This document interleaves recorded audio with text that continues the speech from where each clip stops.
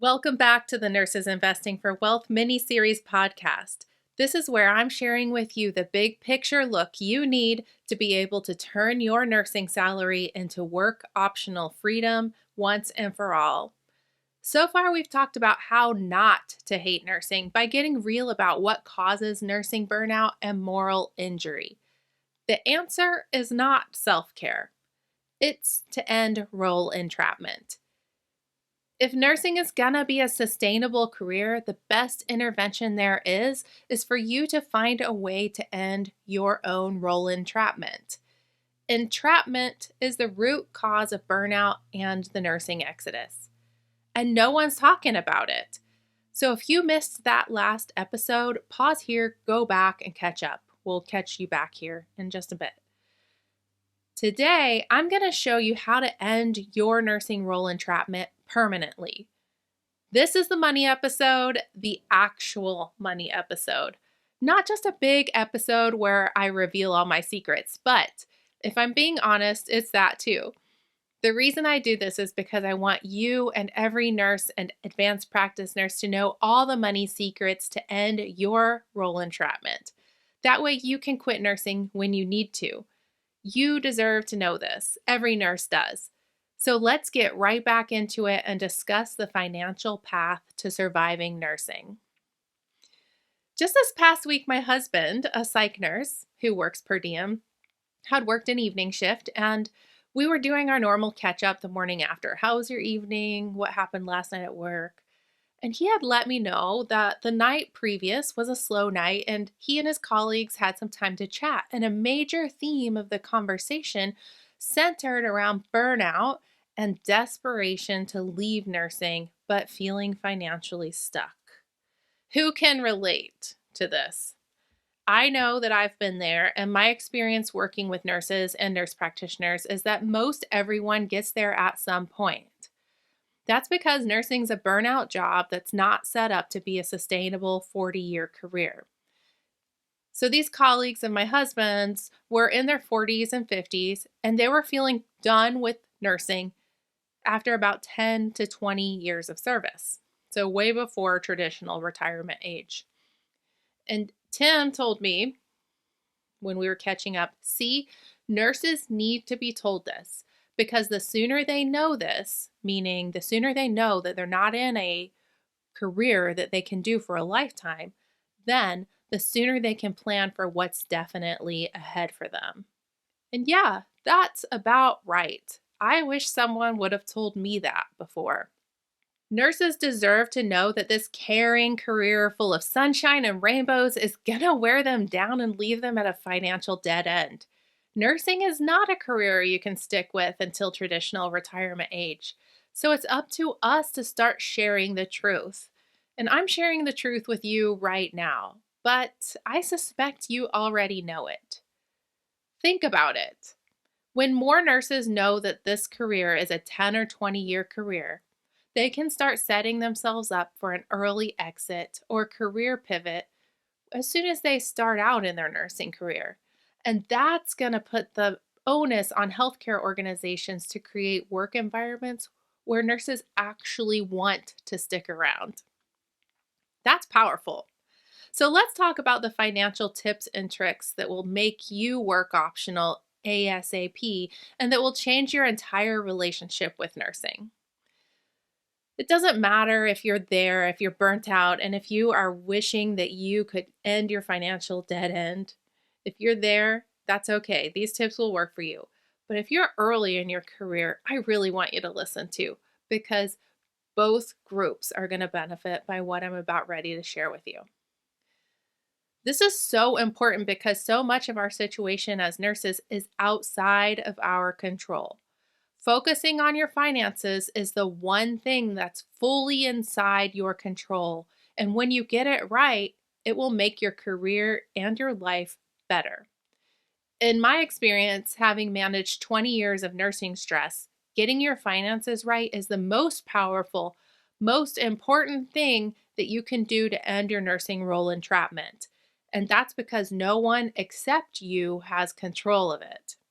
Financial wellness is important for everyone, of course. You might have even talked about this with your patients. A sense of financial well being reduces overall stress and improves health. Aileen Ramos, RN, and a friend of mine, has written an excellent book about the topic called Nursing Our Financial Health Financial Habits for Overall Well Being. You can buy it on Amazon and read it when you can, and I do highly recommend it. For nurses, financial well being plays a bigger role than it does for most because nurses are stuck inside a burnout job that most cannot do until traditional retirement age. When you get your money right, you can control your relationship with the overwhelming chaos that is your nursing career.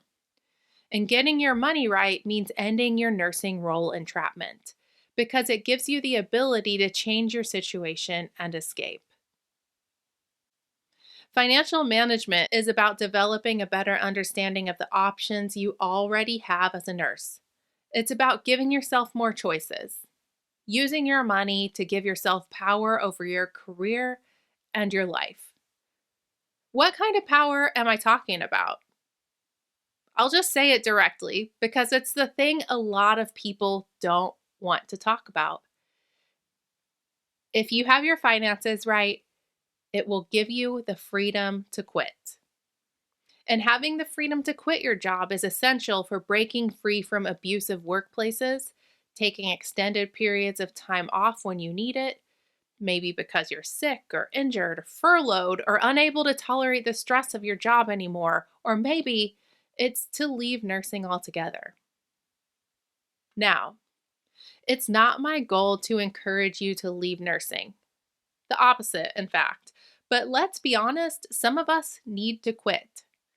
Some of us are traumatized, aren't coping. Many nurses are completely justified in moving on to something else.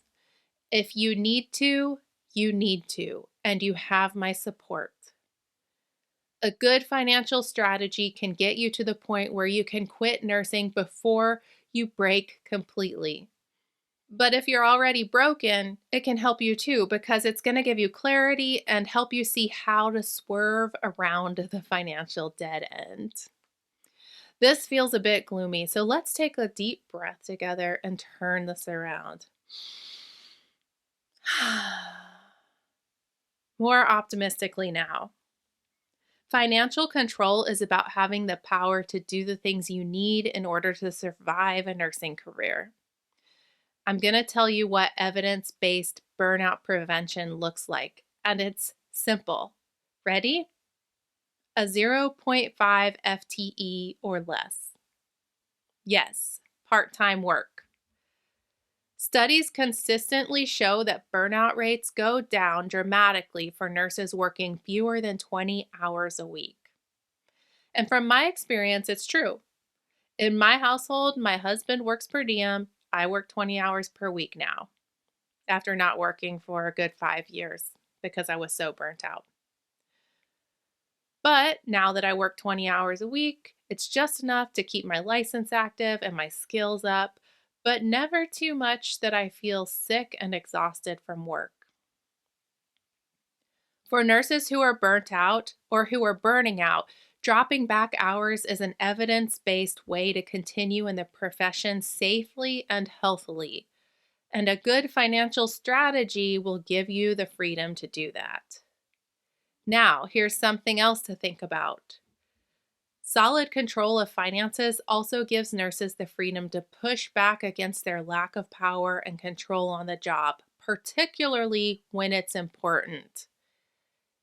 In studies investigating reasons that nurses fail to report unsafe conditions at work, one of the top motivating factors is a fear of retaliation, particularly fear of losing their job. The more dependent you are on your work, and the more you need that work because of your week-to-week income, then the greater the personal consequences will be if you do end up on the outs at your job. Are you following me? When you aren't worried about your financial situation, your need to endure unsafe situations or tolerate nasty work environments decreases.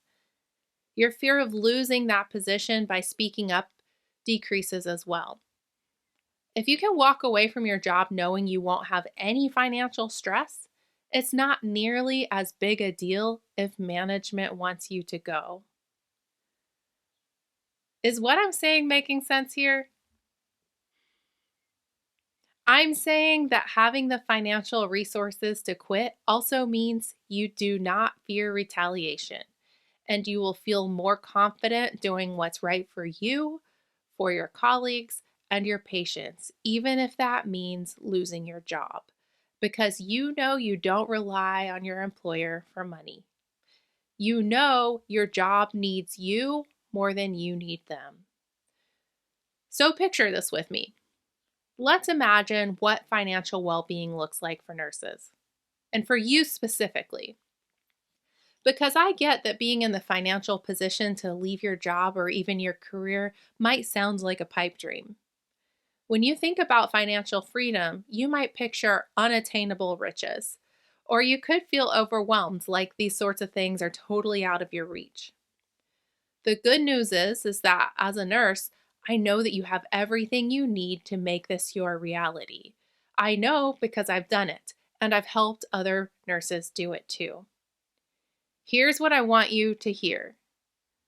Nurses make enough money to become wealthy. And here's the great news for you. The most important steps when it comes to ending that feeling of entrapment are the very first steps you take. They're the things you can do now, which don't require dramatic life changes or a massive salary. I teach nurses that building financial well-being is a stepwise process. Each step provides benefits that make nursing life better and more manageable. Once you get started, the additional steps get less daunting. Your strategy will be a lifelong process, just like your relationship with physical health. But in my experience working with nurses and advanced practice nurses on this, establishing behaviors that will dramatically improve your relationship with work only takes a few months. I go into exactly how to do this inside my free training and tell you how to get 12 continuing education contact hours too, and the link is below, but I'll walk you through the 5 steps to give you an idea about what this looks like for most nurses now. Step 1. The first step is something that any nurse can do immediately, and that's for you to develop an understanding of what your financial situation looks like right now. Ask yourself, where are you starting from, and how can you use what you already have to get to financial independence faster? Many nurses feel a lack of control not because they're in bad financial shape, but because they don't understand what's actually going on inside their accounts. A sense of control comes along with understanding what your values are and how money fits in. It's knowing what you have versus what you need and feeling good about where your money goes each month. It's also understanding what you're going to need in the future, whether quitting or working part-time or retiring early, and what it's going to take to get there. Makes sense, right? You can't sew a dress with a fabric you don't have or don't know you have. You also can't do it if you don't have a clue how to put the pieces together to make it take the shape of a dress. Knowing the fabrics out there and that dresses exists isn't enough. You need the fabric and you need to know how to cut it and stitch it together to make a dress. Same with financial control. The only way to be in control is knowing what you've got and what you need and how to use it to reach your life's goals. So that's step 1, understanding what your financial situation looks like right now. Step 2, the second major step to breaking down a feeling of entrapment, involves building up an appropriate safety net so you're ready to stop work at a moment's notice. Ask yourself, do you have enough saved? And are you sure you haven't oversaved or underinvested? That sounds like an easy question, but most nurses and advanced practice nurses that I work with get this wrong. So let's unpack it a little bit. This isn't the classic nest egg concept, and I'm talking about more than an emergency fund too. It's making sure that your money is in a place where you can use it where you need it and also get the most returns. Most financial advice wants you to think about money in black and white terms. First you save, then you pay off debt, then you buy a home, then you invest. But the truth is, money isn't like that, not at all. It all goes together, and we do all these things at the same time. Who remembers alphabet soup? I ate this all the time when I was a kid. Remember sorting through the letters? I distinctly remember competing with my brothers to see who had the most A's for Angel, Alex, and Alan. My poor sister, her name was Emily, so every once in a while we'd look for E's too. With alphabet soup, you know how there's the pasta letters, the diced vegetables, and then the broth, right? The three ingredients, more or less. Well, you put the three ingredients in three different bowls. Is it still alphabet soup? No, not really. Now it's veggies, pasta, and broth. Three different things. If you're given just one of the bowls, do you even have the ingredients for alphabet soup? Not at all. So if you want alphabet soup, you must combine the ingredients and you must have all the ingredients in all three bowls and then swirl them together. Now it's possible to identify each ingredient as you eat the soup, but when you spoon it into your mouth, there's no doubt that you're eating alphabet soup because it's all together. Building up your financial safety net is like alphabet soup. All the parts of your money, your savings, your investing, your mortgage, debts, bills, fill in the blank, they all swirl together. It's one holistic picture. Each of these things works together to create your financial wholeness and, as a result, your financial safety net. Sure, you can focus on one thing at a time, but when you do, you're probably missing an opportunity to create more generational wealth or be early retirement ready or put a larger down payment on your house. You've got to know how everything works together in the whole bowl of soup to get the result you want. Having your financial safety net in place means having each of these things squared away so you can quit your current job, take as much time as you need to heal, then find another without a significant amount of stress or pressure, and meet all your other financial goals too. It's not a one or other approach. It's a this and that approach. You can have it all. And that's why I created the Nurses Investing for Wealth method, to be a holistic, looping system that helps you to sort all of these things at the same time and be ready for whatever life throws at you. It also takes into account that nursing jobs are plentiful, especially after you have a few years of experience. Hello, shortage area. And we can generally find work yesterday when we start looking. So, step one is to understand what your financial situation looks like right now. Step two is to build up an appropriate safety net so you're ready to stop work at a moment's notice. And now, step three, the third stage, involves building enough of a financial buffer to take an extended, unpaid break or sabbatical, enough to cover expenses for 6 months, a year, 5 years. That's what we're thinking about here. Healthcare work often pushes nurses to the point of burnout, but planning for extended time away provides a buffer. Having the stability to not just leave your job, but to take a break from nursing provides an additional level of agency and freedom for you. I'll tell you a personal story here. I was so burnt out from nursing that I quit my job and hiked the Pacific Crest Trail. That's the long trail from Mexico to Canada. It's 5 months of hiking and living outside, moving through the mountains of California, Oregon, and Washington. So amazing, and ask me about it anytime. I had planned to return to work after that, but after 5 months on trail, I wasn't ready to go back. Even the thought of going back into clinic made my stomach do somersaults. Turns out my holistic money plan, the Nurses Investing for Wealth method, was working better than I'd expected. And I realized I didn't have to go back. So instead, I decided to explore Central and South America and spend time learning Spanish. And by the way, for all the real Spanish speakers here, I will warn you, come at me speaking Spanish and I'll love you for it, but I'm gonna ask you lentamente o más despacio, por favor, and respond to you like I'm 3. But I do love to practice, so let's do it. But back to my story. I'd finished the PCT and now I've been traveling in Central and South America for 6 months. And I'm in Peru and finally believing I can return to practice. So, what did I do? I applied for an MP job through a locums agency. And I naively was thinking it would take me a couple months to land a job and get started. But what do you think happened? I can almost hear you shaking your heads out there because within a week I had an interview and a job and a request to start a couple weeks later. Well, I was happy it was so easy, but I was annoyed about the pressure to start so fast. I did manage to push the start date back a couple months, and when I returned to the US, I remembered why I was burnt out when I returned to the US and returned to my job. I really wasn't ready yet.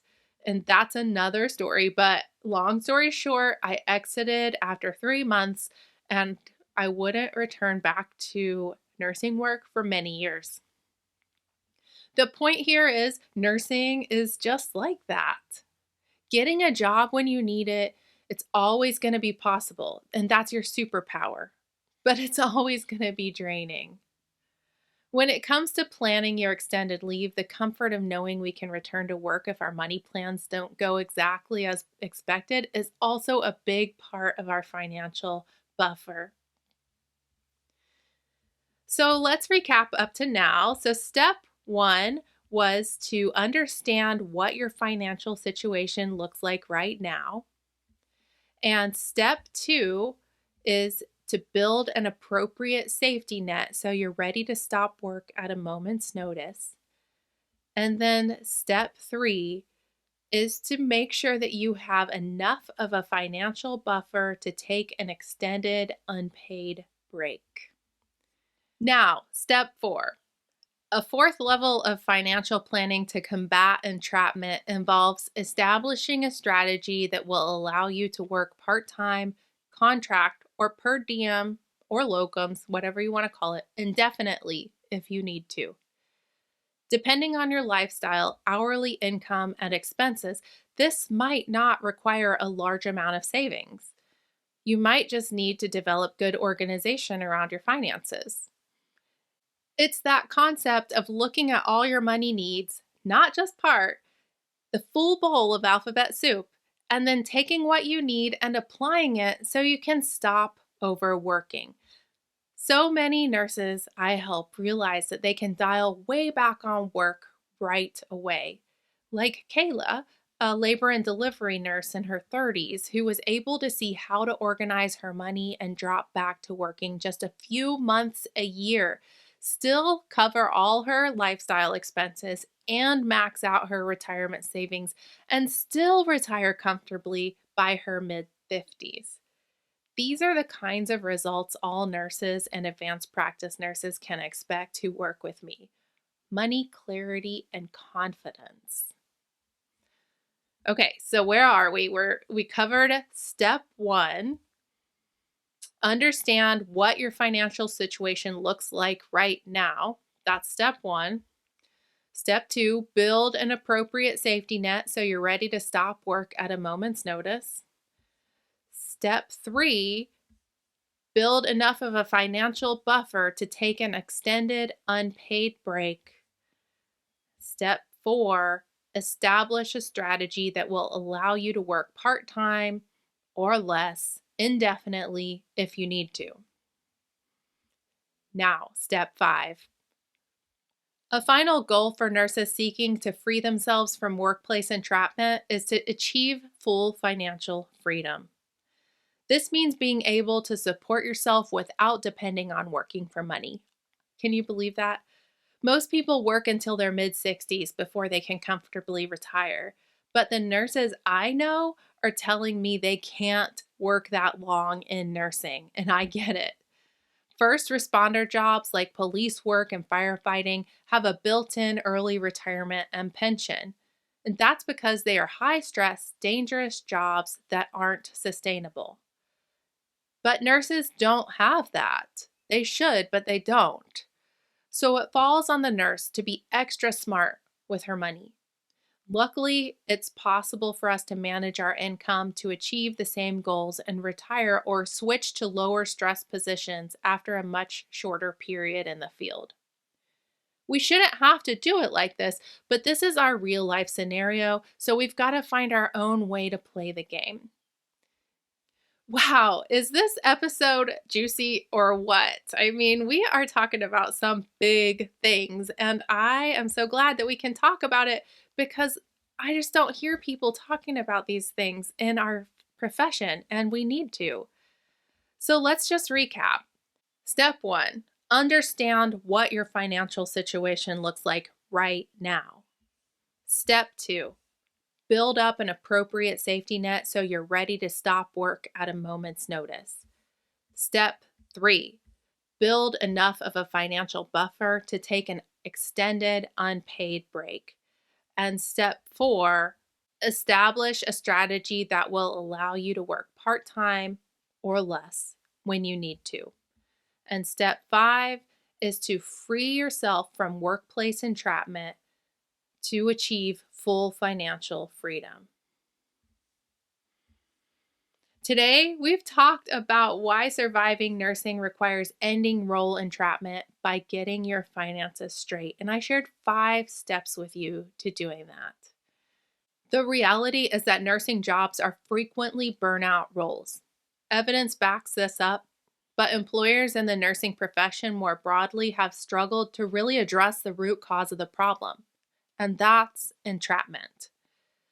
The most powerful thing we can do to survive nursing is to make sure that we aren't trapped in a role that's likely to harm us. Hospitals and unions and politicians should collectively be working to make the role less traumatic. But that's a long-term project that may or may not improve the situation for nurses in our lifetime. The most powerful thing that we can do is to develop financial strategies that ensure that we are never trapped, so that we will, one, never be afraid to be the advocates we should be, or two, feel like we can't leave if we need to. Creating financial independence can sound daunting, but it's doable. And there are a set of steps that you can follow that will get you there. Some things you can implement immediately, some plans you can set across your career. And the strategy to get there isn't about self-care, it's about finances. It can be that simple, but just because it's simple doesn't mean it's easy. So the question you want to ask yourself is, do I have the ability to take a look at my financial strategy, analyze my personal financial data, review my investments, and make the changes I need to become financially secure as soon as possible and cover all the expenses for my family now and in years to come? If you work with a financial advisor, also ask yourself, do I have the ability to communicate exactly what I need to my financial advisor and know how to hold them accountable without paying a bunch of unnecessary fees? If you answered yes, you're there. You really don't need me. But if you answered no, that's okay, because it's never too late to learn this. What I don't want you to do is to get stuck worrying about how you aren't sure where to start or getting overwhelmed by putting all the pieces of the puzzle together on your own and losing tons of time and money. Don't do that. By the way, a lot of people are enticed into working with fee-free financial advisors because they think that will be easier. And by a lot of people, I mean me. I learned the hard way that it is not free. So if you think you work with a fee-free financial advisor who doesn't charge you any fees, do yourself a favor, save yourself tons of time and money, and go listen to my free training that's linked where I break down how my fee-free advisor cost me $300,000 and how this happens to nurses and advanced practice nurses that I work with all the time. Nurses deserve better. If you want to learn how to tweak your money plan so you can be in control of your financial destiny once and for all without confusion or wasting time and money, then I want you to head over to learn.nursesinvesting.com and sign up for my free 2-hour training. You'll learn how to become work optional in 1 hour a month without burning out, wasting time on one-size-fits-all finance strategies, or falling for bogus investment ploys. When you go to learn.nursesinvesting.com, you'll be invited to enter your email, and when you do, you'll get immediate access to my free 2-hour training. In the next episode, I'm going to be talking about money and the nursing exodus, specifically why everyone's missing the point and what we're going to do about it. I'll see you there or in the free training, maybe both. Together, we can turn one nurse's financial independence into another nurse's power. I'm glad you're sticking around. See you next time.